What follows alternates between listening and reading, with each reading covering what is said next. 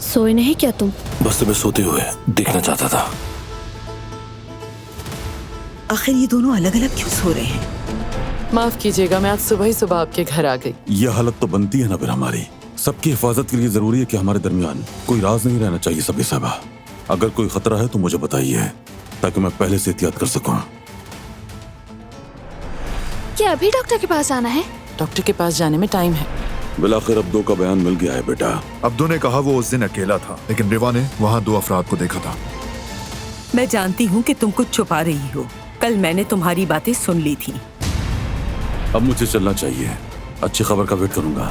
देखें, ये रहा, ये जो नुक्ता सा नजर आ रहा है, ये है आपका बच्चा। जैसे कोई मौत सा है। तुम्हारा यहाँ क्या काम है? चाहता हूँ कि दिलान साहिबा दोबारा काम पर आए। मेरा फैसला वही है। अब हमारा बेबी आने वाला है।